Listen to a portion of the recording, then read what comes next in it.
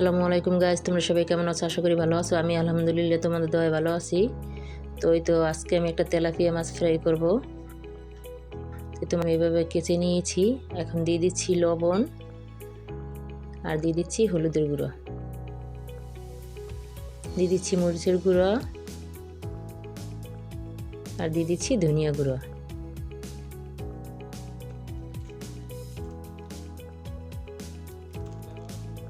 এখন দিয়ে দেবো ম্যাগি মশলা।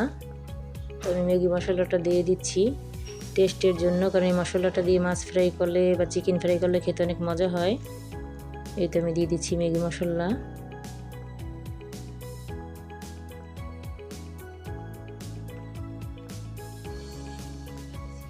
আর দিয়ে দিচ্ছি ভাজা জিরার গুঁড়ো।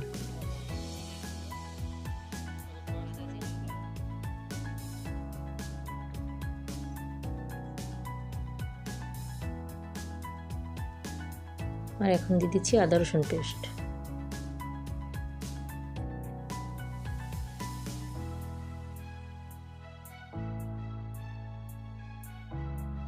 এখন সব মশলাগুলো আমি মাছের সাথে ভালো করে মেখে নেব।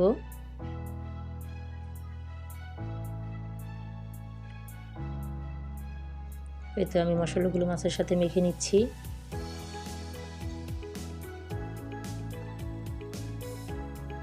ভালো করে মশলাটা আমি মেখে ভিতরেও ঢুকিয়ে দিচ্ছি যেন মাছের ভিতরে মশলাগুলো ঢুকে যায়।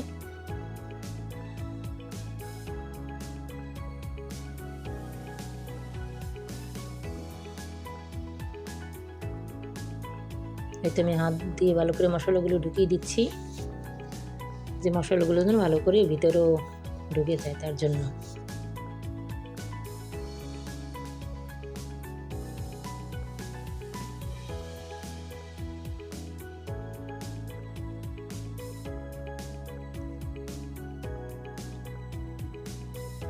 আমি হাত দিয়ে ভালো করে ভিতরে ঢুকিয়ে মশলাটা মেখে নিচ্ছি। দেখো প্রত্যেকটা স্টেপে স্টেপে আমি কাটা জায়গাগুলো মাছের মশলাটা ভিতরে দিয়ে দিচ্ছি।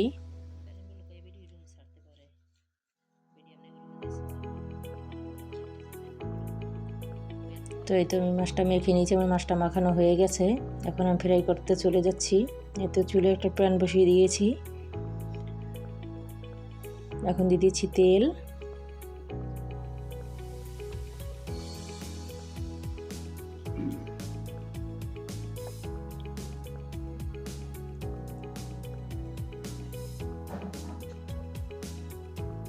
তো এই তো আমি মাছটা ফ্রাই করে নিচ্ছি।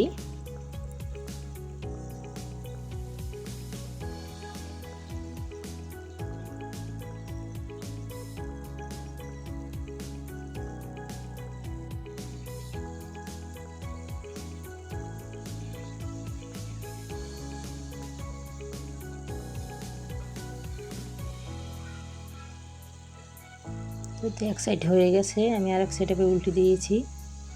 এরকম উল্টে পাল্টে আমি মাছটা ভেজে নেব।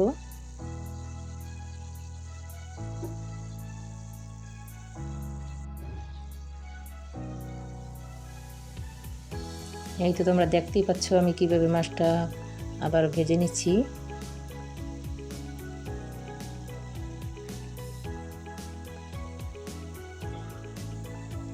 হয়তো আমি আবার আর এক সাইডেও উল্টিয়ে দিয়েছি।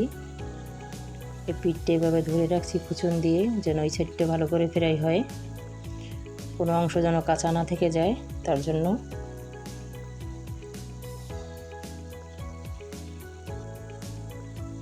তো আমি তেল একটু কম দিয়ে ফ্রাই করতেছি।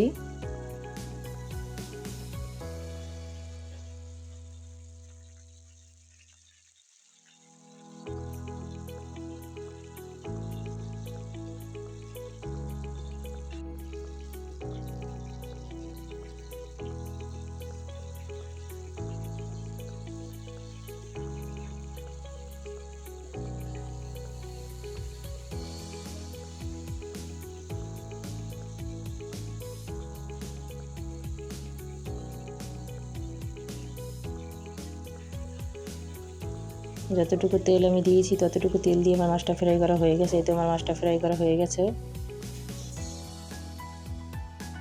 এই তো আমি মাছটা তোমাদের সামনে পরিবেশন করে দেখাচ্ছি। তো আমার এই ভিডিওটি যদি ভালো লেগে থাকে অবশ্যই আমার ভিডিওতে একটা লাইক দিয়ে দেবে আর আমার চ্যানেলটি সাবস্ক্রাইব করে দেবে। তো আমার পাশে থাকার জন্য ধন্যবাদ। আল্লাহ হাফেজ।